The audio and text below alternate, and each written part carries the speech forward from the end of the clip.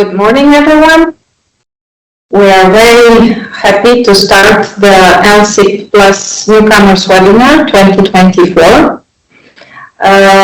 We see people start to connect, so we will maybe give a few, an additional minute for more people to join us, and we will start.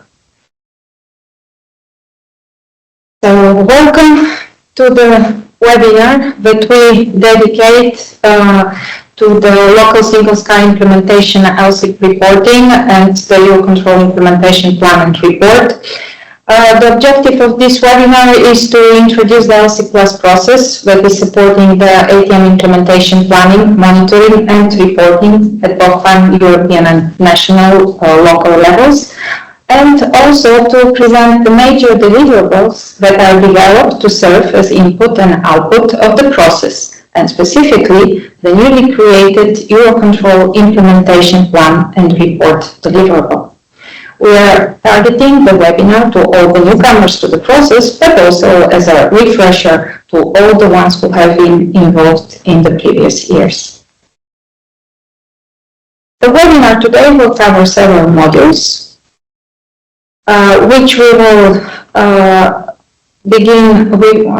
which will start with the introduction of the implementation planning, monitoring and reporting activities. Then we'll go into the key deliverables related to the process. Then we will zoom into the LSSIP process itself.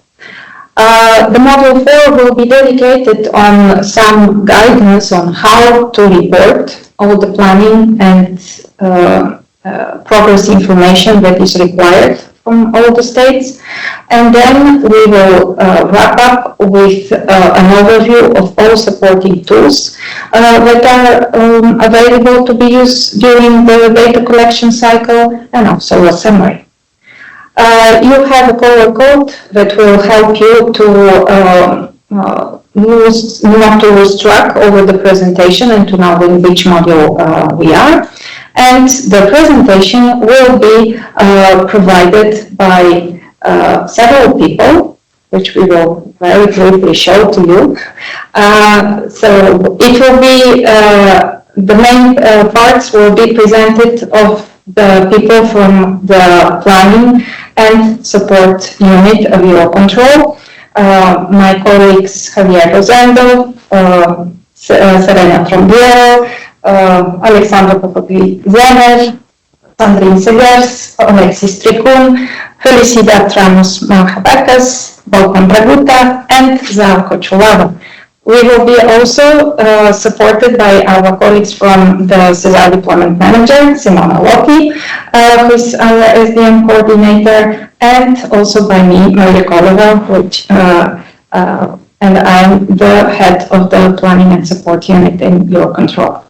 So these are the people who will speak today. Now we will close our cameras and we will continue with the presentation.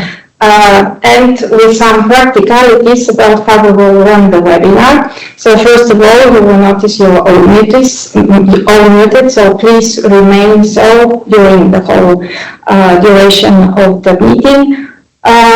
Also, the same goes for the video settings. Please don't put your cameras on. They have to remain switched off. In order to communicate with the presenters, you have two possibilities. First of all, this is the Q&A panel that will allow you to ask the questions to the panelists as we progress with the presentations. And you will get also the answer directly into the panel. The panelists will make a short overview of the questions at the end of the presentation. If we have too many questions that we cannot answer, we will then take them offline and you will get the replies at the moment of the publication of the recording of this session. Because, as you will notice also, this session is recorded so that we can put it later on available for later consultation to our community. If you have any technical issues or questions related to the webinar, please use directly the chat panel. This is where we will provide you with assistance. As we are planning to run the session for about 2 hours, we will make in between a short coffee break at the end of module 3. So these are the practicalities. I hope we will be able to respect them. And now we will start with the first module, which is dedicated to the introduction to the implementation, planning, monitoring, and reporting activities. This module will be split in several parts, and we will start with the big picture. Then we will cover the requirements for planning and monitoring. Then we will see how we handle this at pan-European level. What is the process that allows us to do all these activities? We'll see how this process links to the other processes that we have in Europe or in global level. We will also explain the role of EUROCONTROL into all these activities, and we will dedicate a few slides and a few explanations of one of the big changes that we are introducing this year from the transition of the ATM Master Plan Level 3 to the EUROCONTROL Implementation Plan and Report. So now let's start. The big picture. The evolution and modernization of the ATM systems are defined at multiple levels. At global level, the Global Air Navigation Plan is the ICAO's highest air navigation strategic document, allowing the decision makers to drive the ATM evolution towards a commonly agreed vision. At European level, the European ATM Master Plan is the one that ensures alignment with the GAMP evolutions. It is the evolving roadmap for ATM modernization in Europe, created through strong collaboration among all ATM stakeholders. The Master Plan sets the framework for research and development activities by CESAR-free joint undertaking, or the CESAR-free JU in short, and the deployment activities by all operational stakeholders, coordinated by CESAR Deployment Manager for the Regulated Common Project 1. As technological pillar of the Single European Sky, CESAR contributes to achieving the Single Sky high-level goals and supports the SES regulatory framework. The Master Plan outlines a high-level vision of what needs to be done to deliver a high-performing ATM system, explaining the reasons and setting timelines.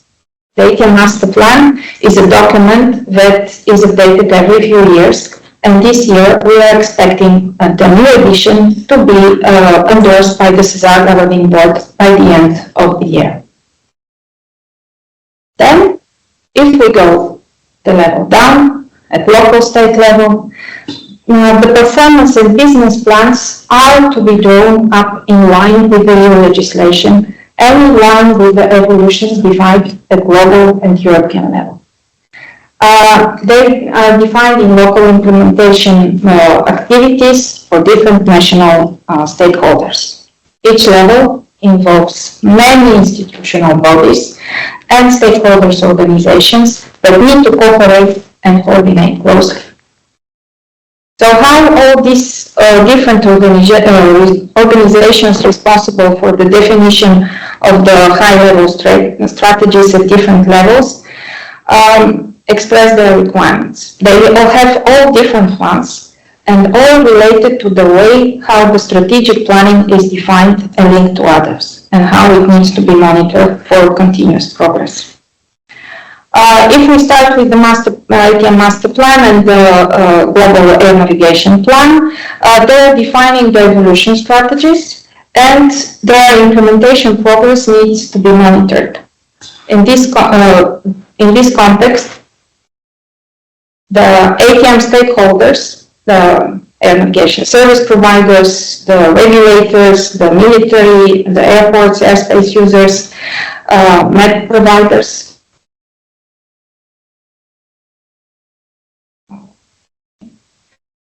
I have a technical problem, so I think there is a bit of a difference of what I see on the screen, so apologies for this. So let's come back to the requirements. There is a desynchronization, so I hope the people online don't have the same issue, but okay. Let's come back to the requirements at European level. So all the stakeholders need to agree on a set of implementation actions prior to the local deployment. Once the implementation actions are agreed, they need to be translated into local and regional implementation, performance, business plans, all in line with the EU and the Single European Sky regulatory framework and legislation. These actions are a major contribution allowing to reach the expected benefits of CES and CESAR, and also to reach the agreed performance targets that are defined by the CES performance scheme and the performance ambitions set by the ATM master plan. Needless to say, their progress needs to be regularly and repeatedly monitored. One additional requirement also comes from the European Commission, which needs concrete information on the progress of the implementation of different ATM regulations, and especially the Common Project 1 that needs to be delivered by the CESAR deployment manager. Last but not least, all ATM stakeholders and institutional bodies require to have an integrated overview of the implementation plan set and the progress on European level. They need to be ensured of the alignment with the different strategies. The overview also allows to the aviation community to identify the gap between what is needed, where we want to be, and what can actually be done at local and regional level, and in order to close the gap. So how to meet all these requirements? And how to ensure that there is also a harmonized implementation of all ATM evolutions, no matter at which level they are defined. How can we achieve alignment and consistency of plans and actions with different strategic documents and elements that are defining the agreed ATM evolutions and by different regulatory frameworks? How to ensure the changes are impacting multiple stakeholders are planned and implemented in a harmonized, synchronized manner and are allowing to achieve the expected operational performance uplifts. For more than 30 years, EUROCONTROL had the task to find a way how to satisfy all these different requirements. And the solution was brought by a task and by a process that was managed by EUROCONTROL and involved all member states and all their ATM stakeholder organizations. This universal solution provided by running a process is covering the planning, the monitoring and reporting activities performed through a collaborative data collection and analysis tool, which supports the alignment, the traceability, the consistency, and the consolidation at different levels. So what are the key elements of this process?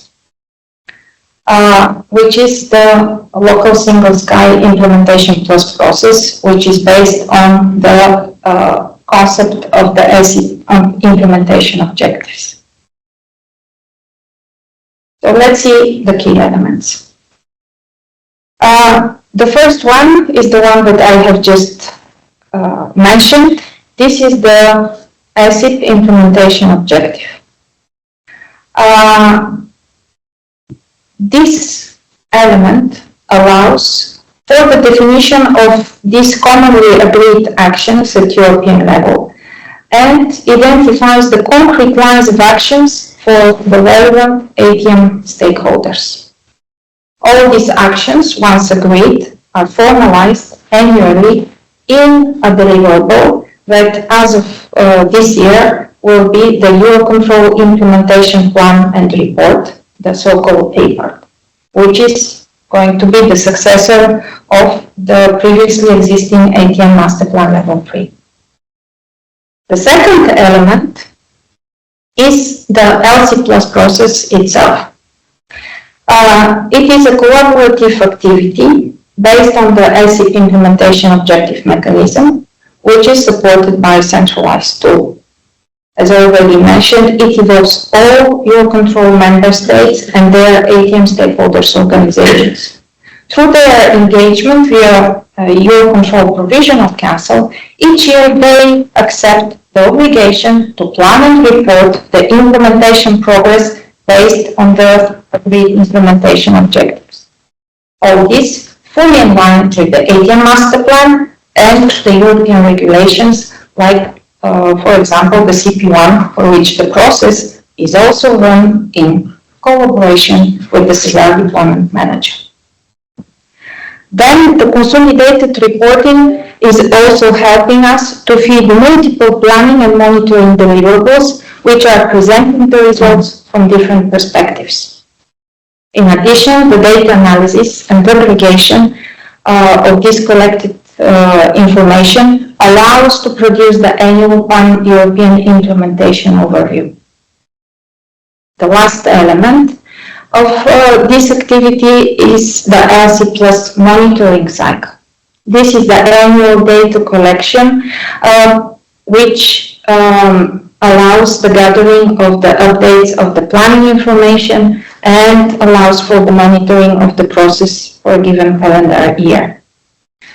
As we can conclude, the LSSIP+Process and the EUROCONTROL implementation plan and report really tie together the ATM implementation planning, progress monitoring activities at different levels, starting from the global through the pan-European and going down to the national levels, by providing the required alignment, consistency, and full traceability to different strategic elements.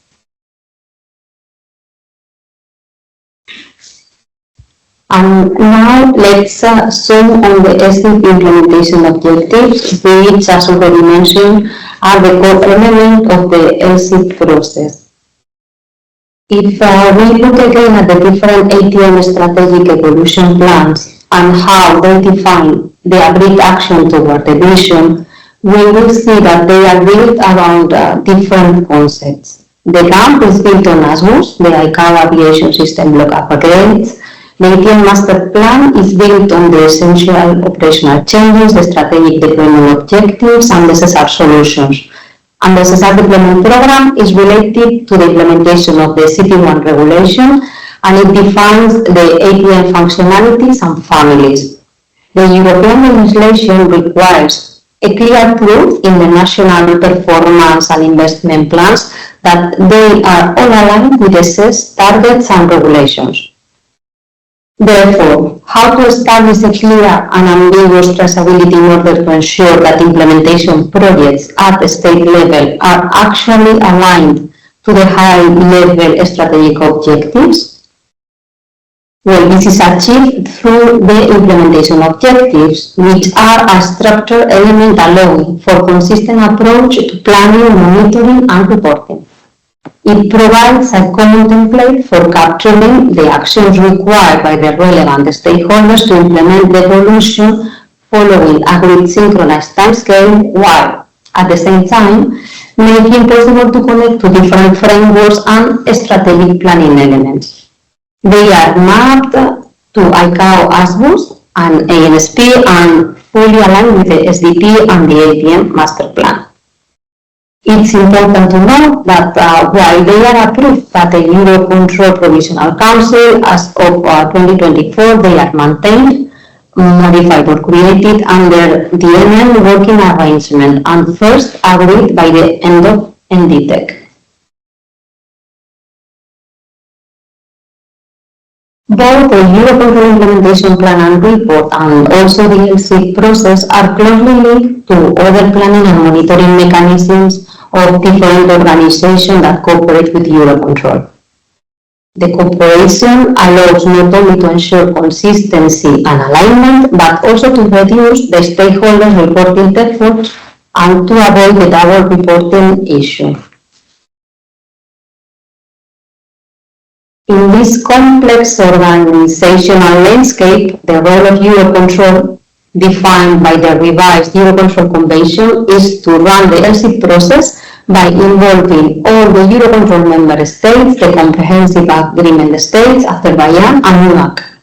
This role is carried out in collaboration with the SDM for the monitoring of the CP1 and in accordance with the network function implementing role task to support the deployment. In this context, EUROCONTROL supports the ATM stakeholders to move ATM modernization activities forward by production and coordination of the contribution to the annual EUROCONTROL implementation plan and report, facilitate the development of national stakeholders implementation progress reports, known like LSSIP documents, the production of the CAUG and ASGO implementation monitoring report, and development and evolution of the LSSIP+ tool. And it's important to highlight that EUROCONTROL in this way corresponds to the persistent ATM stakeholders' need to be provided with a single-sourced, unified pan-European implementation overview. And in this task to continue to reply to the different requirements, to the evolving requirements of the community with regard to the implementation, planning and monitoring. This year we in EUROCONTROL together with SDM and with all our stakeholders have undertaken another big change. So this year will mark an important milestone because we will be in a transition to the new ATM Master Plan 2024 that I already mentioned is expected to be endorsed by the end of this year. And the transition to this new master plan called for an adaptation of the EUROCONTROL MM implementation, planning, monitoring and reporting activities due to the agreed simplification and strengthening of the ATM master plan processes. The direct impact of those of all those changes is, first of all, the disappearance of the ATM Master Plan Level 3 Plan and Report, which up until 2023 were the baseline for the planning and the implementation activities and for the LSSIP process, and they were developed by EUROCONTROL as an official deliverable to the Cesar-free JU. In order to continue to respond to the need of the single-sourced implementation overview, EUROCONTRol ensures and had the task to ensure the continuity of the planning, monitoring and reporting activities. That is why, as of this year, 2024, the ATM Master Plan Level 3 Plan and Report are replaced by a new deliverable, the EUROCONTROL Implementation Plan and Report, which combines planning and reporting into one single document.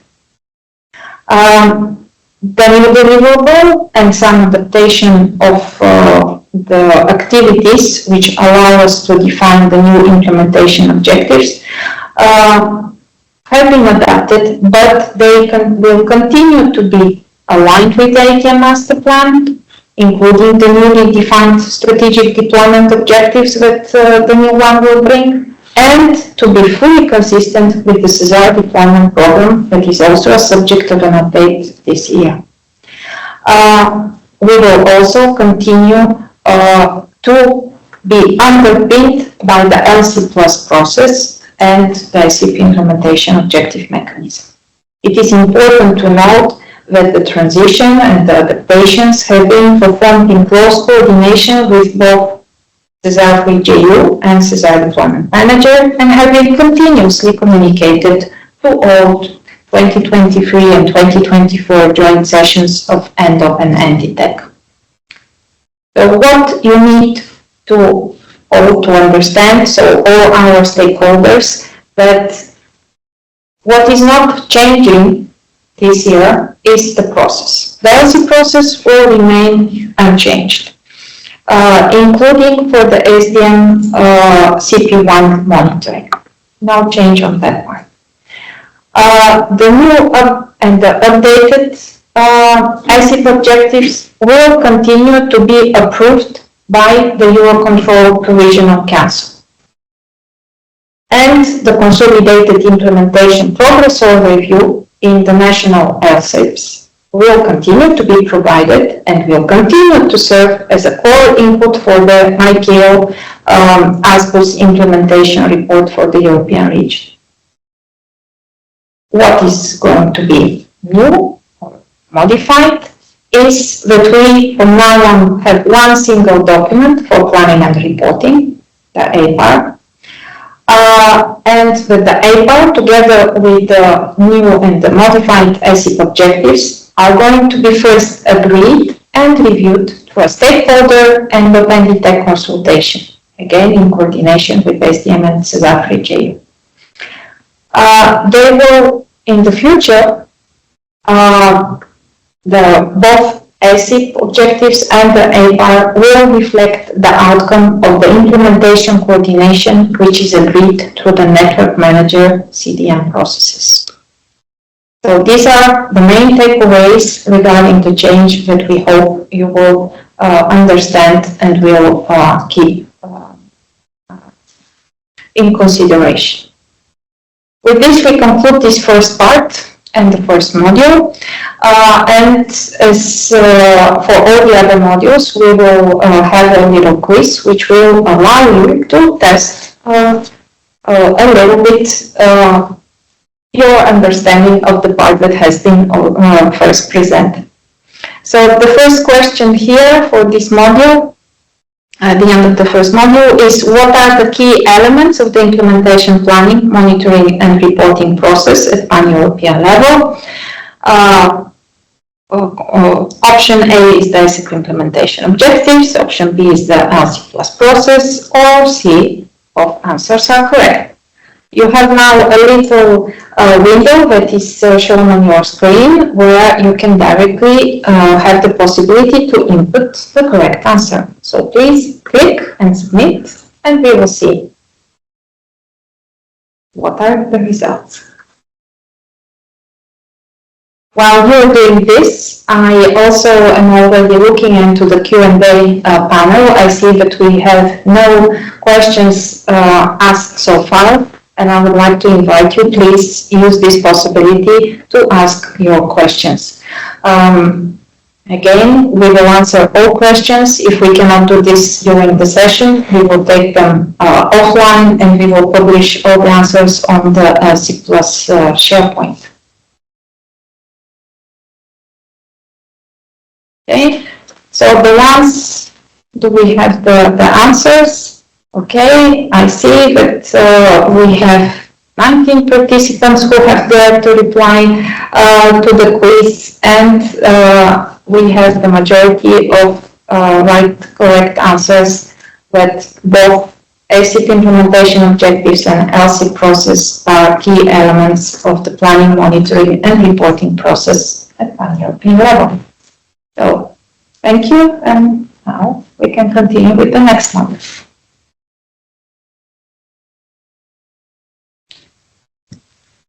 And now let's proceed with Module 2, Key Deliverables.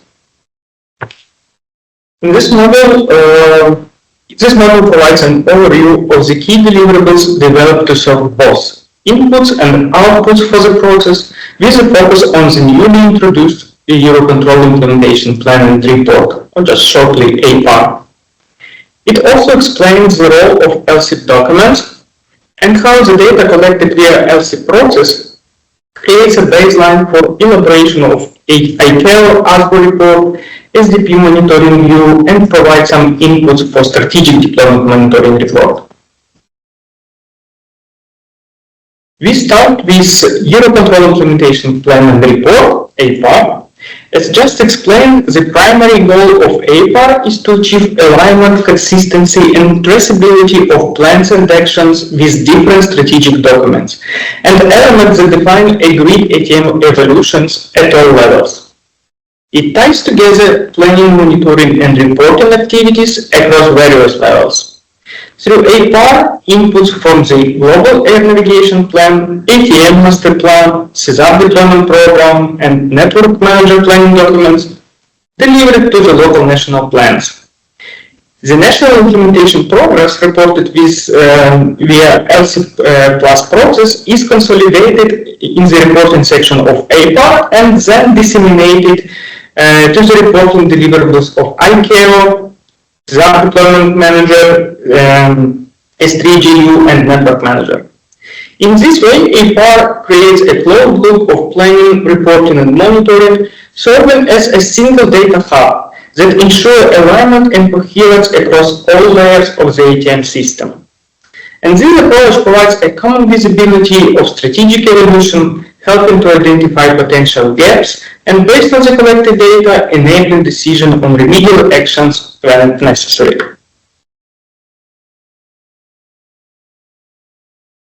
APAR as a document contains two parts. The main document that covering both planning and reporting information, and the technical annex. The technical annex is focused on the planning aspects only. The main document has been reviewed and agreed by ENDOP and DETECT, and it is set to be approved by EUROCONTROL Provisional Council. It will be distributed via mail and will be made available online. This document provides a high-level overview of each implementation objectives and along with the corresponding reporting information and highlights the main findings. The technical annex dives deeper into the planning part, offering engineering views with a stepwise approach. It explains how operationally implement each implementation objective. Technical annex is an essential resource for everyone who is involved in implementation and recommended to consult it while updating the LC+ database. And it is important that the technical annex is available only online. From a content point of view, on the first pages of APAR, it gives you statistical information in forms of charts and donuts with the key planning and reporting findings. Then it followed by an executive summary that highlights the most important element of this document. Next, we come to the introduction. This section sets the stage, placing the new APAR document within the broader CESAR framework and the updated ATM master plan. In section 2, here we learn about the objectives and scope of this new edition and how it builds on the foundation of different data sources about the maintenance process of APAR. Next section outlines at a high level the main leading directions that are driving and impacting the implementation activities at pan-European and global levels.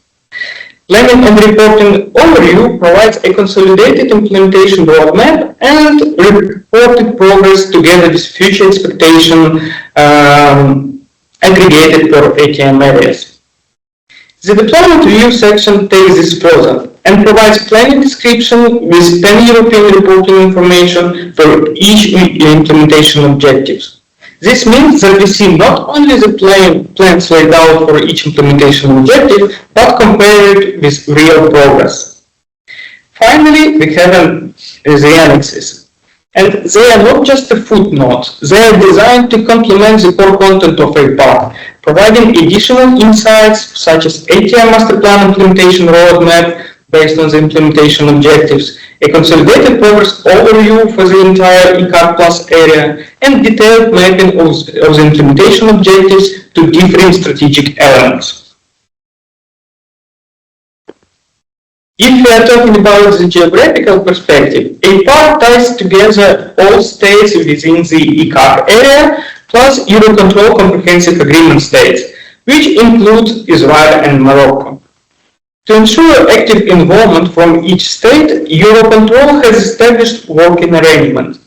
This serves as a collaborative platform where states can discuss and agree on implementation actions and their applicability.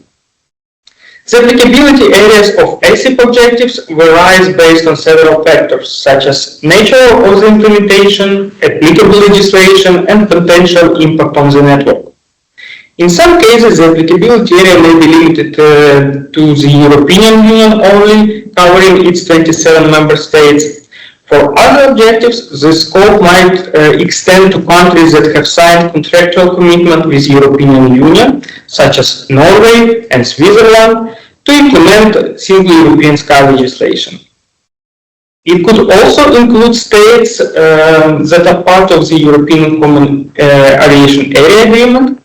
And lastly, the wider group of European Civil Aviation Conference member states, along with the two comprehensive agreement states, Israel and Morocco. As the entire process is built around LSSIP implementation objectives, a part offers a comprehensive overview for its planning and reporting part. The reporting view features analysis of the implementation progress along with insights about expected future evolution. An overview of aggregated completion rate, how the states are advanced in the implementation statuses, and their geographical distribution. This information is based on collected data during the LSSIP+ cycle and reflecting the implementation status as of December 2023. And it fits the planning section for the next year.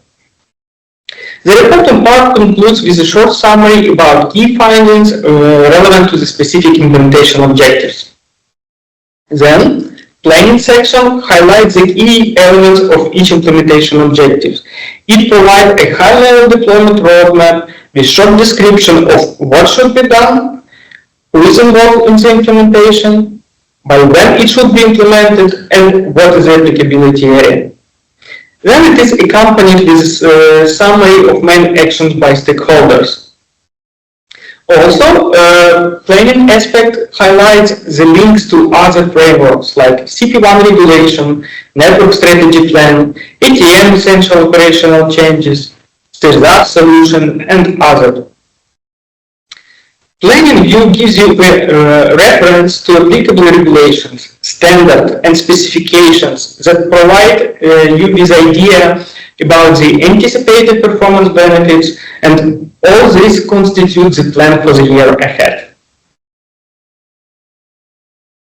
By featuring planning and reporting aspects side by side, it allows to compare the plan with real achieved progress and provides a clear representation of how the plan is combined based on the reported data. And just one example of reported indicators that used to fit the plan for the year ahead is the completion rate and consolidated progress assessment. Consolidated progress assessment is an assessment of implementation objectives expected achievement against its full operational capability date. And it is performed based on the reported information. To do that, we have to take into consideration two parameters. It is completion rate and date of full operational capability, or just FSC date. Based on this, we can differentiate the following statuses. The implementation objective can be considered as achieved when 100% of regulated stakeholders have finalized the objective, and at least 80% of non-regulated stakeholders. On prime status means that the objective shows some progress and the full operational capability date is still in the future, meaning that no delays are expected. Then plan delayed status. This status is used when some states expect to complete the objective beyond the FSC date, but the date is still in the future. And the last one is the late. Late means that the objective remains incomplete and the FSC date has already passed. But in some cases, when some of the states have expressed their interest in implementation, but do not confirm with any expected date when it will be finalized, we can't deduct the estimated achievement date and verify it against the FSC date. That's why in this case the status is not available. If we continue with planning aspect of implementation objectives, I would like to highlight that the deployment view provides just a high-level summary with the key elements and key attributes of this implementation objective, and it fits only one page. But the only source for a full set of data is a part technical annex. In comparison to deployment view, engineering view from a part technical annex provides you with complete description of each implementation objective, with exhaustive details on stakeholder lines of action, with explanatory notes, with reference materials to necessary guidance and legislation, and stakeholders who involved per action. And of course, it is summarized by a finalization criteria for each stakeholder line of action. A part technical annex is available only online, and you could find it on the following resources. It could be LSSIP+ database, it is LSSIP SharePoint, where you can find it in a PDF form, and of course it is EUROCONTROL website. And it is highly recommended to consult engineering view for all who is involved in the implementation or who is responsible for data provision into the LSSIP+ database. Back to the main document, section 4 of APAR offers a summary with a focus on 10 ATM areas, providing a clear view of the common baseline behind the implementation objectives, their potential operational benefits for a specific ATM area, and a comprehensive roadmap for each objective. This section also clarifies the roles for stakeholders and their respective levels of involvement. From a reporting perspective, it represents the progress made on the implementation objective by the end of the monitoring cycle, and it summarizes current achievements and provides some forecast of expected developments for the next 5 to 7 years. And as was mentioned at the beginning, usage of ASIP implementation objectives as a unified element that linking together inputs from network, pan-European and global planning instruments, and also as a method to provide a feedback in terms of progress, help us to ensure interoperability and compatibility between different levels and elements of the entire ATM network. And in the annex of APAR, you will find an easy reference of ASIP implementation objectives to key frameworks like CSAP solutions, ATM families of CSAP deployment program, elements of ICAO, to the network strategy plan, ASIP architecture study transition plan, and others. And I would like to conclude this section with a short question, and it is: what is the key EUROCONTROL deliverable that links planning, monitoring, and reporting activities? And please provide your answers. We have 3 options here. It is ATM Master Plan Level 3, it is EUROCONTROL Implementation Plan and Report, or it is ICAO ASBO report.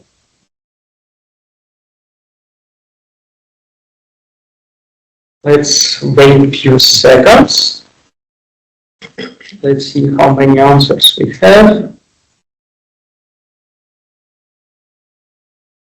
Please choose one of the answers.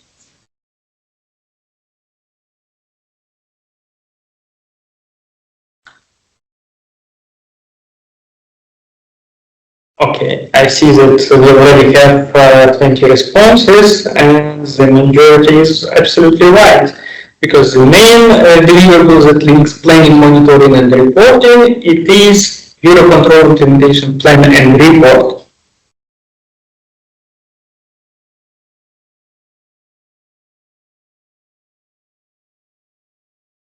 Okay, after we describe the EPA in detail, we can now move on to the national reporting mechanism, the LSSIP process.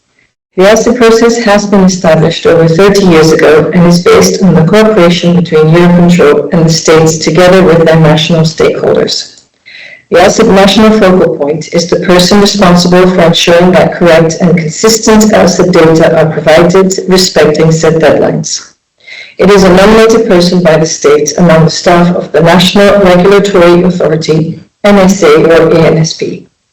The LSSIP focal point is responsible for the coordination of inputs from all national stakeholders during the production of the LSSIP document. The national stakeholders use a number of tools, including the online LSSIP database and SharePoint, which will be presented in the next slides.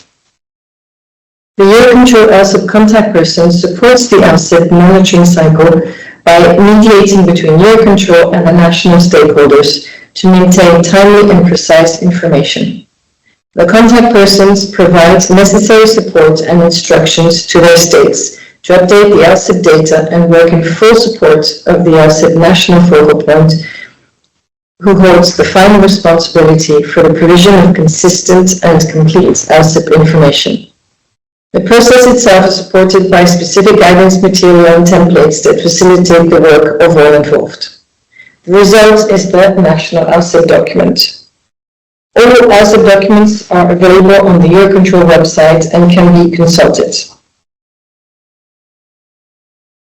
The LSSIP process is used as planning and reporting tool for the NSAs, ANSPs, airports, med service providers, and military authorities.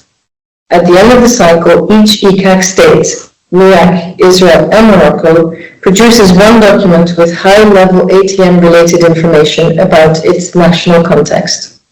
It also features local implementation plans and progress reports on the mature elements of the ATM master plan through the implementation objectives. The LSSIP process and LSSIP documents delivered by the states provide a yearly reality check on the implementation status of the EUROCONTROL implementation plan and report at the end of each reporting period. The level of implementation is reported within the document by all national stakeholders, civil and military, involved in the process. The stakeholders provide their signature committing to the content of the document. The process itself has been extended to the whole ICAO Europe region, where the ECAC, Israel, and Morocco states are covered directly by the LSSIP mechanism and no deliverable reporting is created, while the remaining 9 non-ECAC states use a specific questionnaire fully linked to the LSSIP process. The structure of the LSSIP document is fully harmonized among all states. For the 2024 edition, the LSSIP document is divided into 6 chapters. Chapter 1 is an introductory chapter which gives an overview of the implementation situation at national level. Chapter 2 describes the traffic capacity and ATFM delay situation per ACC in the state. Chapter 3 describes the institutional ATM arrangements within the state. This year, a dedicated questionnaire has been created to collect the information on the ATM environments. Chapter 4 shows the major ATM implementation projects at national and multinational level.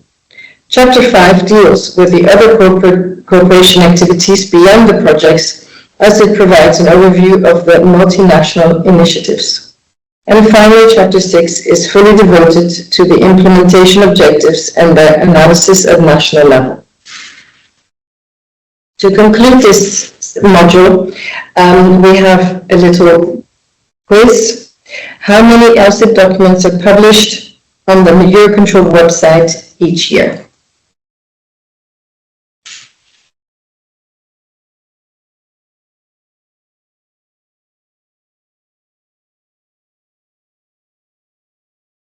So I have 18 responses so far. And I've wait a bit more. Yeah, 20. So the correct answer is 44, and we have 95% that have given the correct answer.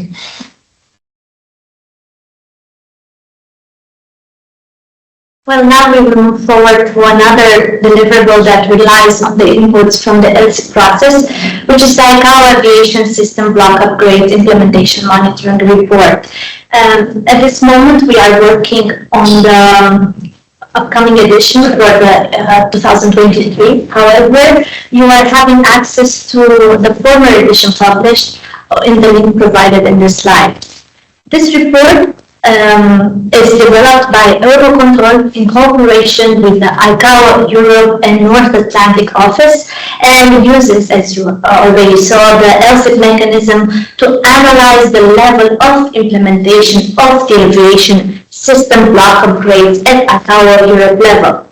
The report is presented on an annual basis to the European Aviation System Planning Group, ASPG, known for endorsement, then submitted for inclusion into the annual ICAO Global Air Navigation Report. In this way, the regional development and deployment actions are coordinated across the regions and global interoperability can be ensured at the highest level. As already mentioned in previous slides, ECA states Israel and Morocco do not have to report anything in addition, as the ISO modules are linked to the implementation objectives and the information is automatically extracted for them in our analysis. Important to note over here is to see the differences in the geographical scope. Here you see the two different areas and the different data sources. For the 43 LSSIP states, the situation is easy and straightforward. The available information is reused. However, hence this gives the advantage that there is for 10 years no double reporting for these states. The reporting through LSSIP is used for the ICAO monitoring requirements. The process is fully integrated into the LSSIP mechanism, but you, as a focal point, you need to report on the ICAO-related objectives irrespective of their EU regulatory status.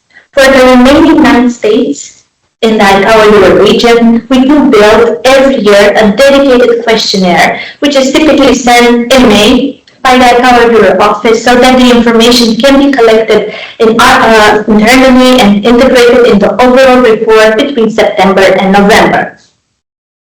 Just as a quick takeaway of the monitoring scope of our report, the displayed figures reflect the detailed granularity of the monitoring group for the report. It is important to highlight the structure of the questionnaire, which we mentioned is a tailored questionnaire which is provided to the non-LSSIP states, and it is based around 25 elements dedicated for the airports and 38 reporting state elements. In line with this high-level overview, you need to understand that 79 ASCO elements, representing approximately 96 of the amended elements following the 7th edition of the GAM and the European Aviation System Plans Group recommendations, are covered in the ICAO ASP implementation report with a single gap remaining.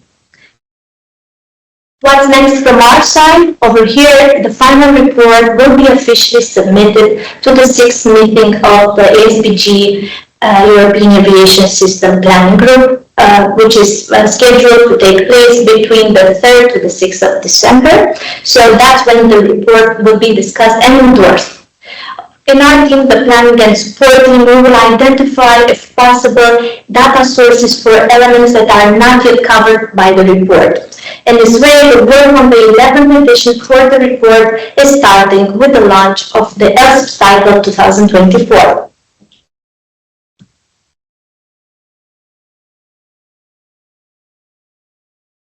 The next deliverable is the SAP monitoring view. I will briefly introduce the monitoring view, which is one of the main documents produced by the SDM on the basis of the data gathered through the S+ tool towards the Common Project 1 implementation. The Sensor Deployment Manager is responsible for the management level of the sensor deployment governance, being our mission to synchronize and accelerate the deployment of Common Project 1 and making sure that ATM keeps up with the challenges of the future.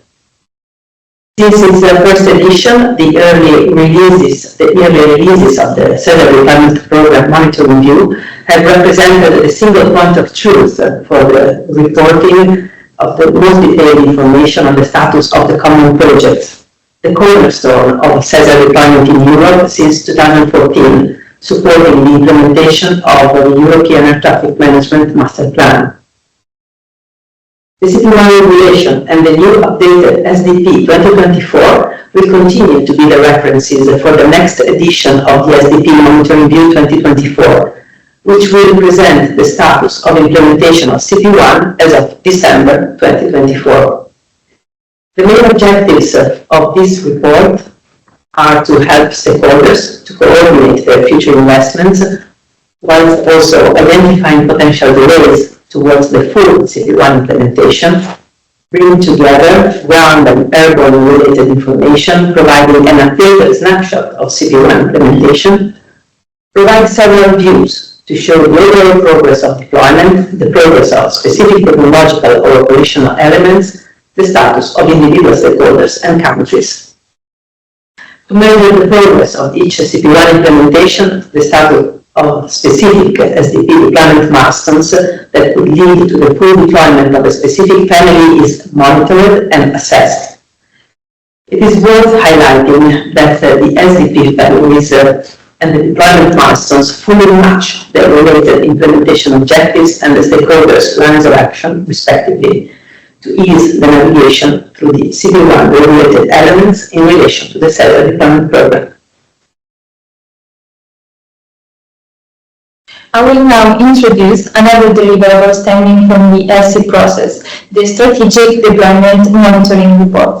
The APM Master Plan that is adopted is the edition 2020, which is described in 3 levels.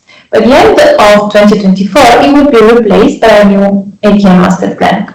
The goal of this exercise, for what concerns APM Master Plan Level 3, is to reposition the process to enable decision makers to monitor progress towards the achievement of the APM Master Plan vision from a strategic perspective, based on a unified planning and monitoring process for deployment.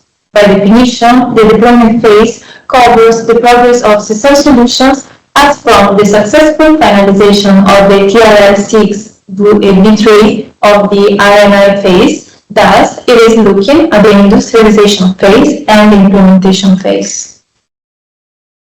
The Strategic Deployment Monitoring Report covers the deployment phase and it adds to it a performance view. It does so in an aggregated way at the level of CESAR solutions. Keep in mind that the detailed views at implementation objective are not collected, which are collected via the LSSIP+, are shown in the APAR document and not in this specific report.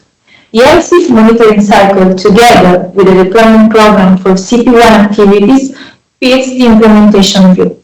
The process includes the data collection from the database, the validation and the consolidation of the data, which is then aggregated and analyzed to monitor progress towards the achievement of the APM Master Plan vision. So let's go now with Module 3, consisting of the LSSIP process. This module will clarify the main roles in LSSIP and their responsibilities, what are the process and working flow for the cycle, the timeline and main milestones in the process, and finally, the role of the LSSIP expert group in supporting LSSIP. Let's start by understanding the roles and responsibilities of the different 3 parties involved in the cycle: the state, EUROCONTROL, and the CESAR Deployment Manager. On the left side of the slide, we find the 2 roles performed by the states and stakeholders. First, the national focal point, who is the main coordinator of the national stakeholders during the LSSIP cycle, and the coordinator of the data gathered and used for the LSSIP document. Usually, it is nominated by the state among the staff of the NSA, the regulatory authority, or the ANSP. The second relevant role is for the national stakeholder experts. They gather and review the data for its input in the LSSIP database and collaborate in the LSSIP document elaboration process. Let's go on with the roles performed by EUROCONTROL staff. The EUROCONTROL LSSIP contact person is the mediator between EUROCONTROL, SDM, and the state during the LSSIP cycle. The CP works in coordination with the focal point and other stakeholders and provides support during the entire cycle. The EUROCONTROL Objectives Coordinator works in collaboration with the contact persons, SDM coordinators, and objective experts during the cycle. They review the data and coordinate with the SDM coordinator to cross-check the input received from EUROCONTROL and SDM experts for the CP1 related objectives and states. Also, they will provide feedback for objectives and states outside of the CP1 regulation scope. The EUROCONTROL experts review the information provided by the 44 states and all the objectives to provide their feedback during the data cross-check period. Finally, let's see the involvement of SDM during the cycle.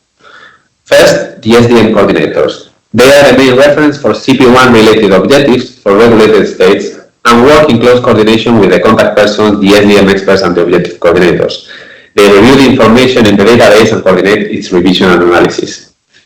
Finally, the SDM experts review the data and provide comments for different implementation objectives or families in the scope of CP1 for the states subject to this regulation.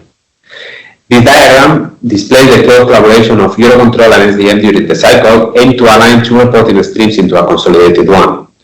It also shows the key and central role of the contact person, which acts as the main point of contact and mediator among the three parties.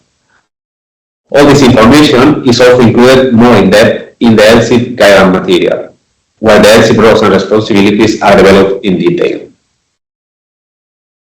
So let's see now how the process works during a complete cycle. The work between the contact person and the state starts at the bilateral meetings, which are normally held after the LSSIP kickoff event. SDM might as well participate if deemed relevant and only for CP1 states. Then the process of filling in the database will start, being this the responsibility of the focal point, who will be supported by the national experts to collect the information and by the contact person and SDM coordinators to clarify or solve any issue during the cycle. Once all the information is in the database and the deadline has reached, the data cross-check period will begin, which is the phase where all the information is reviewed. Objective coordinators and SDM coordinators will prepare the material for the experts to assess the data collected. These experts will review those inputs and provide their comments in the form of change request or clarification request. Once all the input from the expert has been received, it will be consolidated, and the contact persons will create the change request in the database, so all the feedback is delivered to the state by the due date. Finally, it is the responsibility of the focal points to review these change requests and assess them with the relevant national experts. Together, they will decide if they agree and the change can be performed, or if they have any issue with the proposal. In this last case, more clarification will be provided, and if needed, the contact person will propose a meeting between the relevant parties to reach a final agreement. Let's go on with the LSSIP timeline. First, let's have a look at how LSSIP is a key part of the planning, reporting, and monitoring timeline. Remember, firstly, we start with the elaboration of the APAC, that is the basis for the 2024 cycle. The information gathered in the previous cycle, 2023, serves as a basis for the reporting information shown in the APAC 2024, as well as for the monitoring view report elaborated by our SDM colleagues. After summer, the ICAO ASPUR Implementation Monitoring Report is prepared by past colleagues working with the ICAO EU office. This report reuses information from the APAC, but also takes it from the specific LSSIP-based questionnaires sent to the non-ICAC states from the ICAO EU region. As typically these ones are sent out later than the LSSIP documents, we can only start the work on this deliverable as of August. The work on the LSSIP documents starts with the filling in of information in the database and finishes when all the signatures for the national LSSIP document are collected. After that, we will start again with the work on our implementation reports. So we see that this is an annual cycle that stretches over approximately 2 years, and EUROCONTROL is permanently and at times simultaneously working on various deliverables throughout the mentioned period of time. And now let's look at the specific LSSIP timeline for the upcoming 2024 cycle. The preparation of this cycle started well in advance for EUROCONTROL together with our colleagues from SDM. But for the stakeholders, the real work starts on the kickoff event, which this year will take place on the 15th of October. At the kickoff event, we will try to guide the audience through the content that needs to be reported via the LSSIP database. and the key steps of the process, which you can also find in the guidance material. Then, the states have up until the 31st of January to complete their work by filling in the information in the database. By 31st of January, all the objectives and questionnaires shall be stable, and as of 1st of February, the database will be blocked for modification. The data cross-check period is the time used to analyze and review the stable data in depth, and will take place during the month of February. The experts will have a few days to review the data and give their inputs. By the 20th of February, all the inputs will be encoded in the database in the form of change requests. The states will review these comments and will reply to them, while the contact person will do the relevant modifications in the database. Eventually, on the 11th of March, the LSSIP+ database will be frozen. It is then when the work on producing all the related deliverables can be started. During the following weeks, the rest of the LSSIP documents shall be finalized so that a working level like it can be reached, and from them, the state will internally collect the relevant signatures, which will translate into a final public document. A final comment in this module is about the LSSIP expert group. This is a group of national experts from all categories of stakeholders. The EUROCONTROL team does not define all the processes alone. Therefore, with the LSSIP expert group members, we hold regular meetings to discuss all aspects of the LSSIP process, such as the working arrangement, the methodology, the enhancements at each cycle, etc. This group is our sounding board, and here you can see the logos of some of the current participant organizations. Good morning, everybody, again. I hope you enjoyed the coffee break and you are ready to stay with us for the next 40 minutes. The module How to Report. We try to provide you with a little bit of details of the database and as well the method for the reporting, including tips on how to report.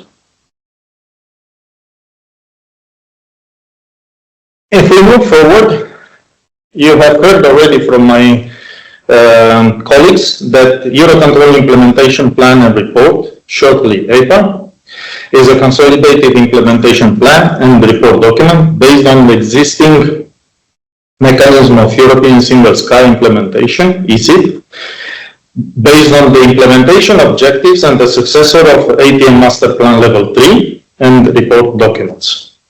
It is a single source of unified pan-European implementation overview in a manner that ensures coherence, traceability with European APM Master Plan and CESAR deployment program and supports the European network operations planning activities.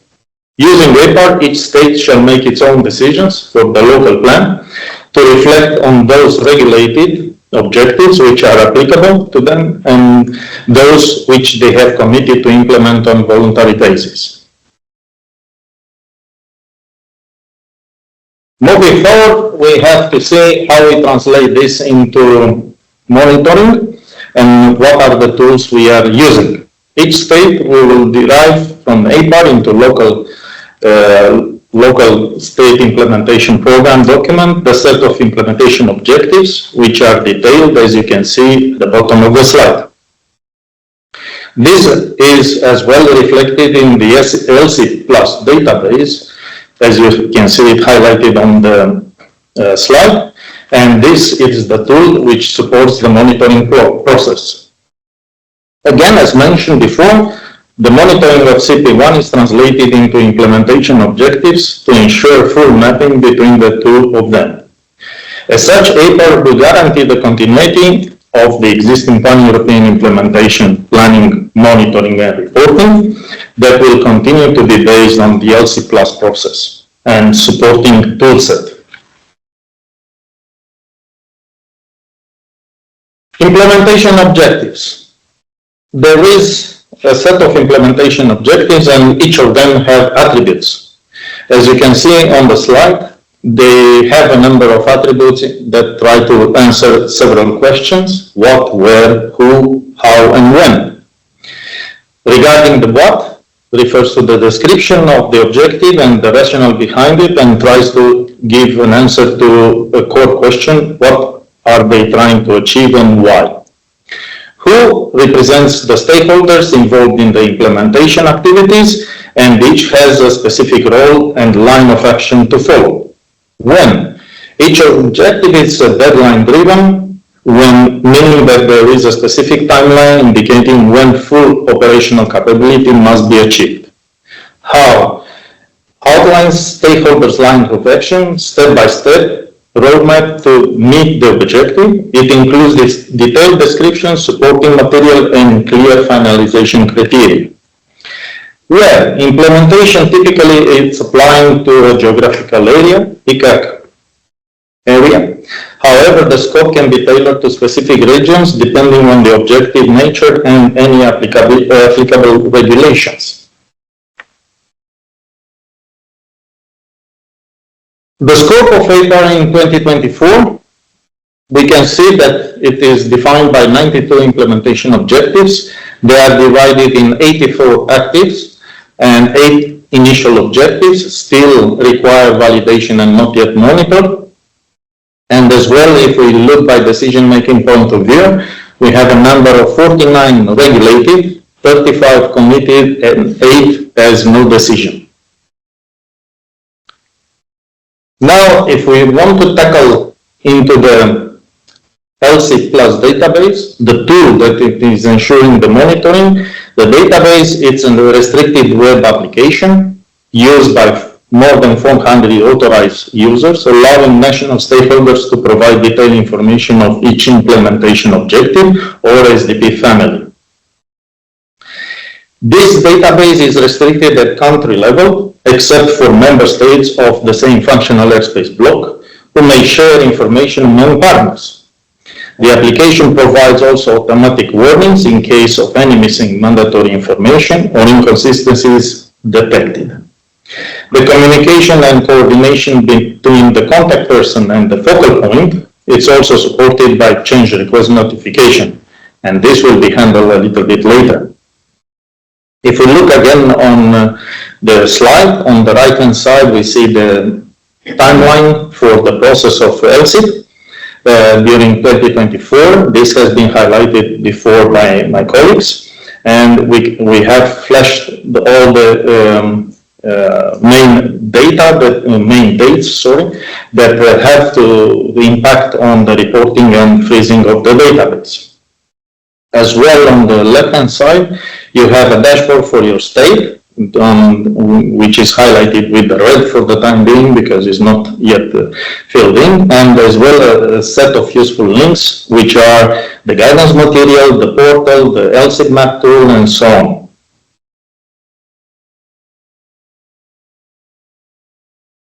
LSSIP+ database, from the home page, if we select the state, or the state it's selected in the database, has implementation objectives. And as we can see described on the slide, the implementation objectives are shown there with all the links created for CP1 and everything else.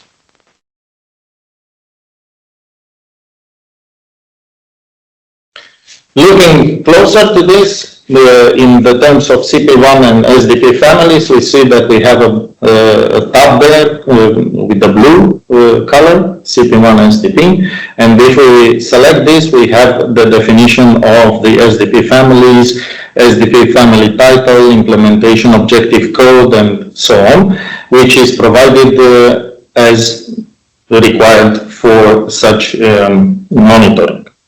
Now, because the presentation is divided between my colleague Serena and myself, I will handle it to Serena. Now let's check the view when clicking on the objective. When an objective is selected, a dedicated page is opened. The left side of the screen shows the implementation objective tree, allowing the user to easily navigate through the different levels which you are expected to report on. First, we have the objective or SDP family level, then the organization and stakeholder level, and the third one is the single line of action or the deployment milestone level, which is further detailed at checkpoint level.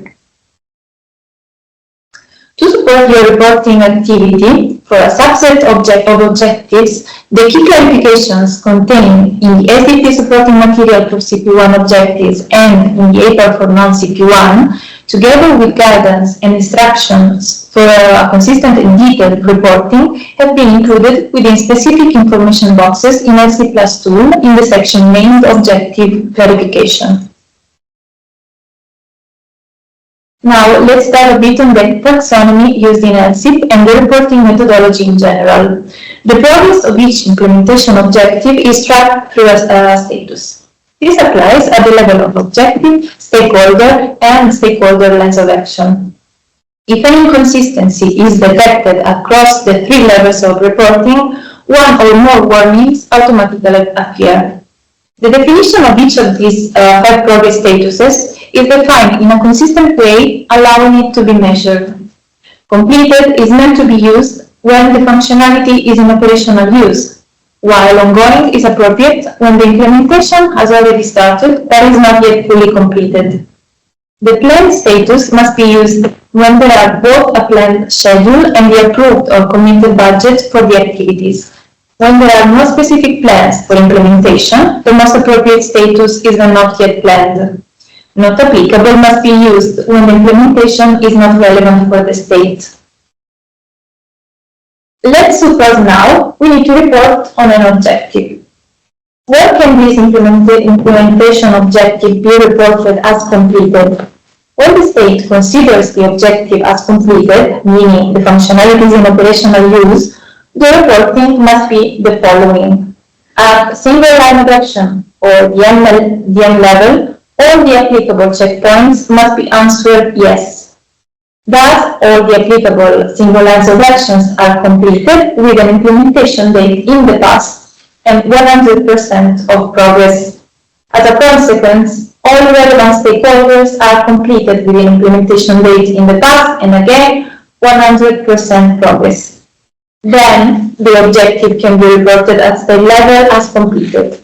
The implementation date will be again in the past with a progress of 100%.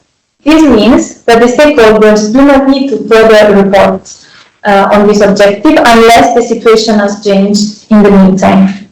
As a tip for the reporting, the completed status is appropriate even when all the implementation activities have been performed, but to put the systems or procedures into operational use, there are dependencies from neighboring states. However, if works have started, the correct status will be ongoing, with an implementation date in the future and a progress between 1 and 99%. To achieve this, the reporting must follow the logic of reporting at least one applicable checkpoint as yes. Thus, at least one applicable single line of action or milestone is ongoing with an implementation date in the future and a progress between 1 and 99%. Then at least one applicable stakeholder is ongoing, always with an implementation date in the future and a progress between 1 and 99. Another example is the not applicable status. This is used if the state is outside the applicability area and it will not implement the objective, or if alternative solutions are being implemented. The way to report an objective as not applicable is to set all the checkpoints and consequentially all single lines of actions and DLs and stakeholders as not applicable. There won't be any implementation date or progress provided. In this case, we always ask the stakeholders to properly justify their decision using the comment section. No further reporting is required unless the requirements change. What if, especially for the first year of reporting, the activities have not been planned? There could not yet be a final decision to implement, or there could not yet be a budget. In this case, you will choose the not yet planned status. The correct reporting to show a not yet planned status with no implementation date and 0% of progress at state level is to set all the applicable checkpoints as no, then all the applicable single lines of actions or the ends are as not yet planned, as well as the stakeholder statuses. Of course, this status can always be changed the following monitoring cycle if the stakeholder decides to plan the implementation. When to use the planning status then? You will choose it if you already have planned to implement the objective as per your business plan, but works have not yet started. To make sure that the state level is reported as planned with an implementation date in the future and 0% of progress, all the applicable checkpoints must be answered no, and all the applicable single answer actions or DLs are planned or a combination of planned and not yet planned, as they can be part of the implementation still with no plans. The implementation date must be set in the future for the ones set as planned, and the progress will result in a 0%. At higher level, all applicable stakeholders are planned, or again a combination of planned and not yet planned.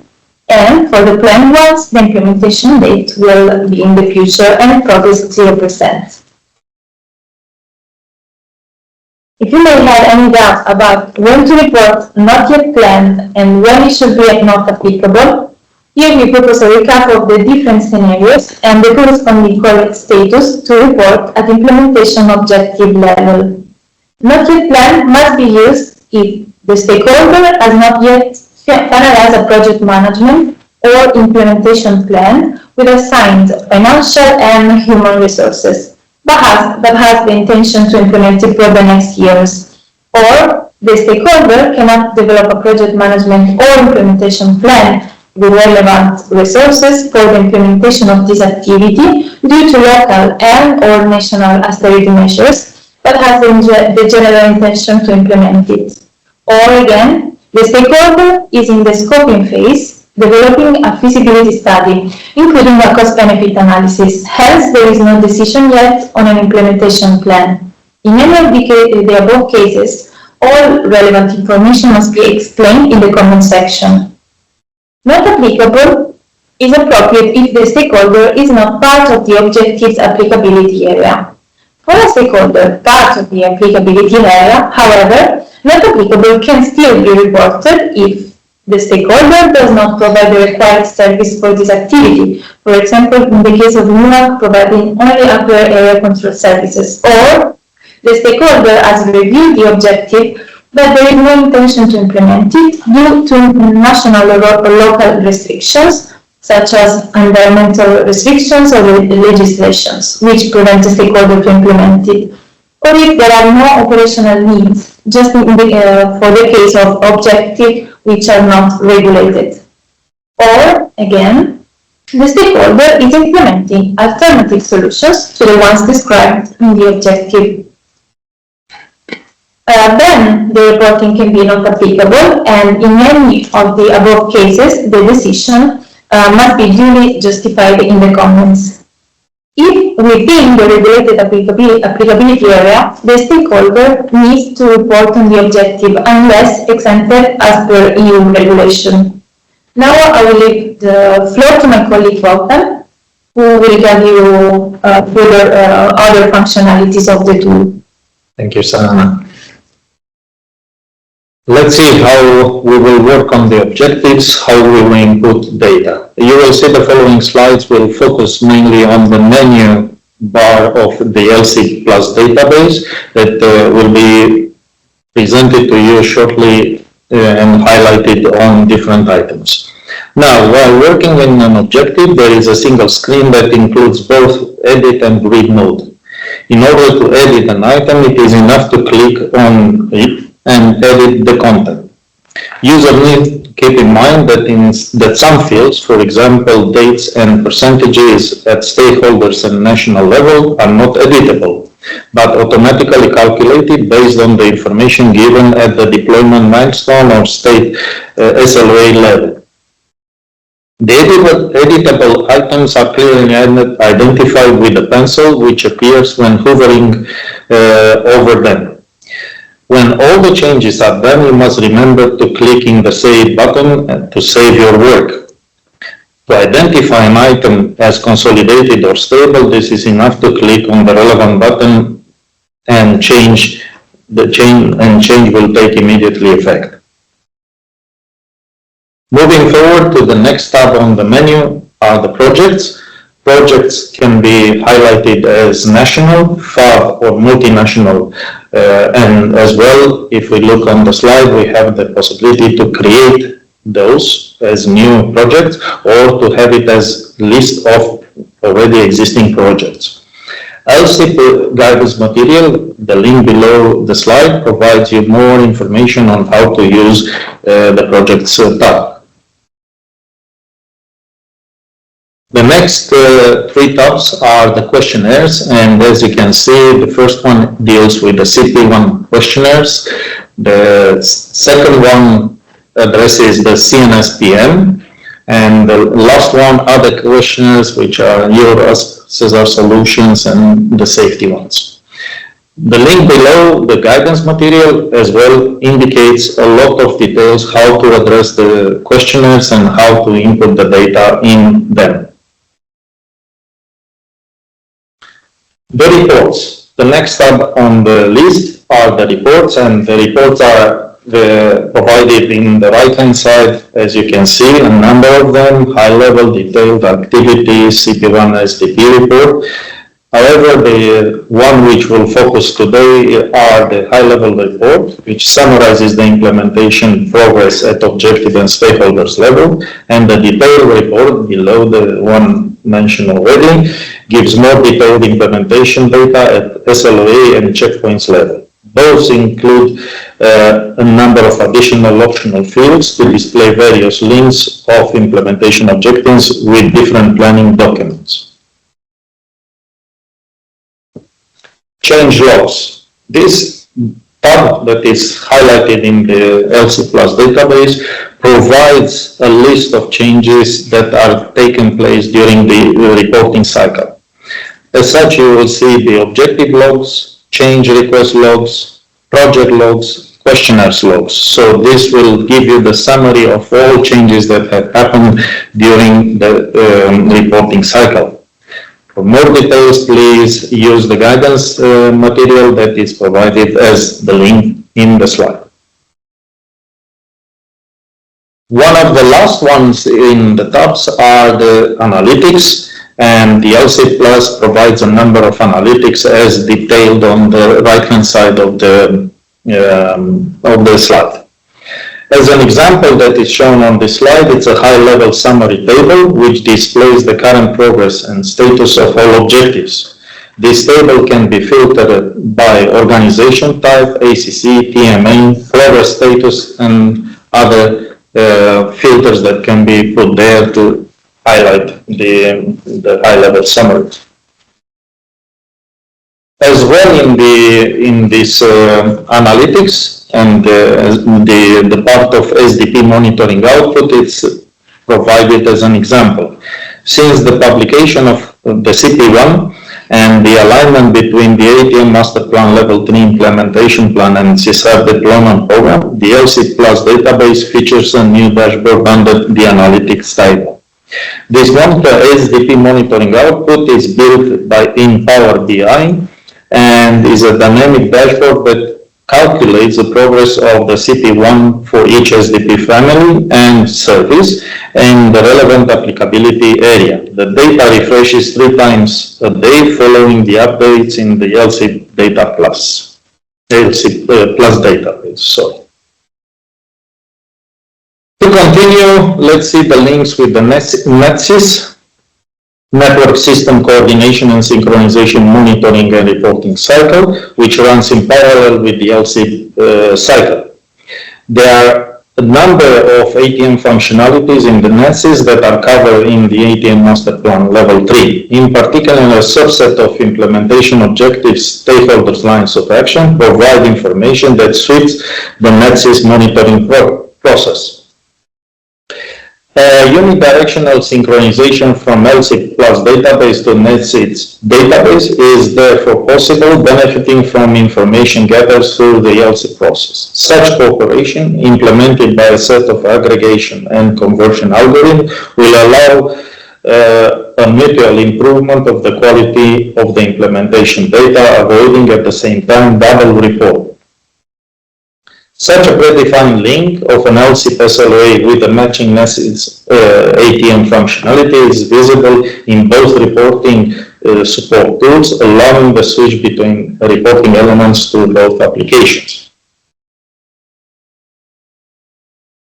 You have heard before of change logs and as well about the change request. So here we try to clarify a little bit what is a change request, which represents comments and feedback on reported data to allow clarifications or instructions to modify data. Sometimes they contain only additional information to assist the stakeholders. They can be added at objective SDP family stakeholders, organization or SLA DM level. The ones that are responsible to make an input are the contact points. However, the focal points can ask via the contact point to create such change request. What is the result? Ensures a direct and trustable communication in the database for both contact points and focal points. If we want to highlight a little bit more on the change request, you can see that we have the implementation objectives as highlighted as one on the slide. And on the right-hand side, you can see the change request. As such, you can make your input as a change request, or you can see the change request is already made in the database and what is their status. Guidance material will provide you with enough details on how to use the change request mechanism. We will ensure the continuity of the presentation with the module 5. This module introduces the web tools supporting our monitoring and reporting process. In particular, we are going to talk about LSSIP SharePoint Workspace. The second topic will cover the guidance SharePoint. Then we will have a look at the European ATM portal, and the last topic will overview the EUROCONTROL website. The following slide will overview the LSSIP Online SharePoint, a cloud-based service that provides a common platform for collaboration, document management, and information sharing between the contact person and the stakeholders. Let's have a look at the home page of the SharePoint, which includes relevant links to the external sites and tools, such as the link to the database, to the guidance SharePoint, to the CP1 regulation, and the other EUROCONTROL subgroup repository tools. The home page also includes a calendar and a list of events that remind you of the main deadlines and the milestones of the current cycle. This specific SharePoint is mainly designed as a workspace to update the LSSIP document throughout the different phases of the cycle. Each state has exclusive access to a dedicated library containing the documents related to its own national environment. This library includes the bilateral meeting presentation slides, the LSSIP document drafts, as well as any other files that your contact person might upload for you to assist your work. The second topic will cover the LSSIP guidance material SharePoint. That was created and deployed during the last year. The purpose of this SharePoint is to offer you a centralized tool in which we store all the available guidance materials, tutorials, and working instructions related to the LSSIP+Process, such as roles and responsibilities, the definition of LSSIP process, and the CP1 regulation link.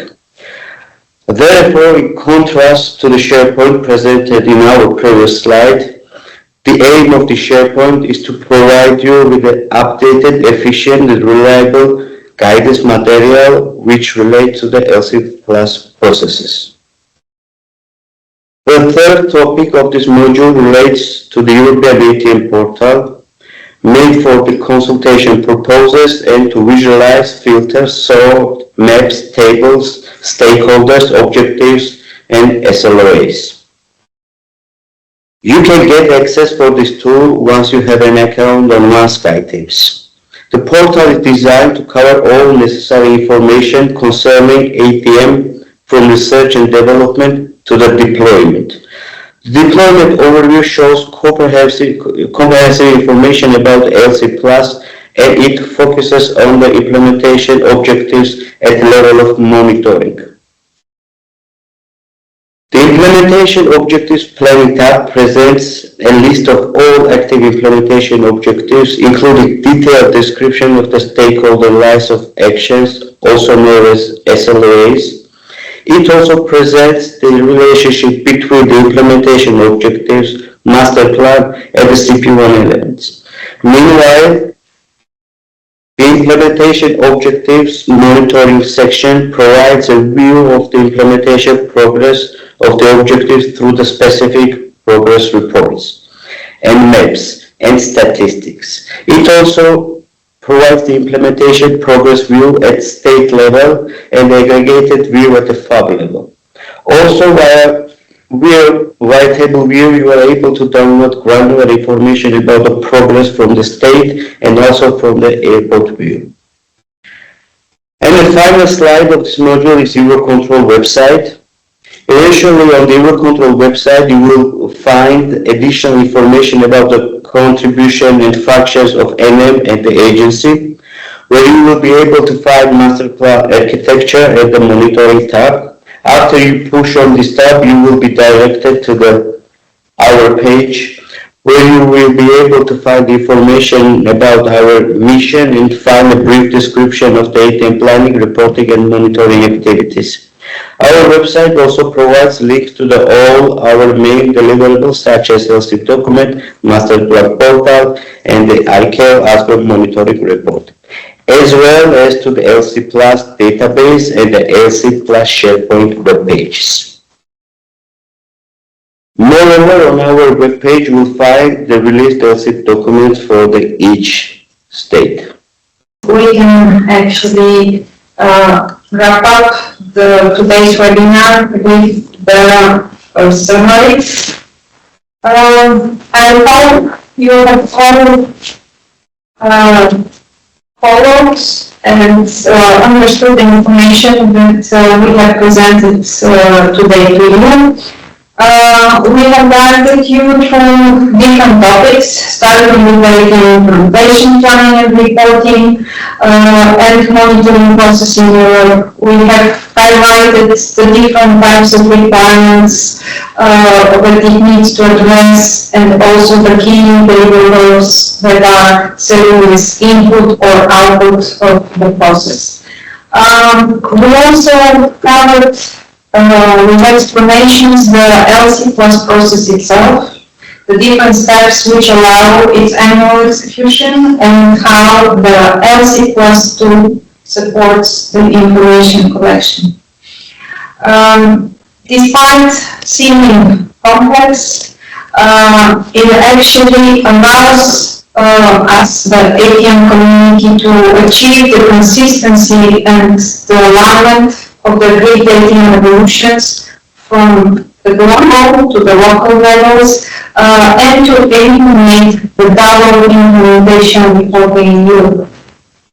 This process, running for over 30 years, has proven to be valuable, flexible, and adaptable to the evolving global and local requirements for harmonized approach to the implementation planning monitoring activities. So with this, we are concluding today's sessions. We hope you have really understood how efficient the process is, what is the value to have a repeatable and full-supported process, how we are collaborating with all of you through this process in an open, transparent manner in order to have the most correct and precise information, and how we try to stay pragmatic and to adapt to all the changing requirements. We have provided you with a lot of information. If you still need further clarifications, there are several places where you can go and look for the information. With regard to the master plan, the latest edition, 2022, that is still in force. You can go on the dedicated website. For everything that covers LSSIP and APAR information, the main entry point is the EUROCONTROL website, where you have different pages dedicated to either the LSSIP documents or to the APAR. So you need to know that the APAR is still not officially published on the EUROCONTRol website due to the fact that the modified as implementation objectives are still in the period of approval by the EUROCONTRol Provisional Council. But beginning October, we will publish the final version of the document, and it will be available for consultation for download from the EUROCONTRol website. Last but not least, for everything that concerns CP1, you have here the link to the Society Program webpage, where you can find also the latest update of the program and also the document that is summarizing the output of the monitoring exercise. If you have any other questions, be it technical or related to the process, you can always reach us through the dedicated email of lsip.support@eurocontrol.in. And of course, we are expecting you to join our kickoff event related to the opening of the LSSIP 2024 cycle, where together again with our colleagues of SDM, with EUROCONTRol experts, we will dive into the content changes, more concrete of what exactly will be the milestones, the focus for the next monitoring cycle. So we are expecting you to see you all there, and we thank you all for your attention. Thanks a lot.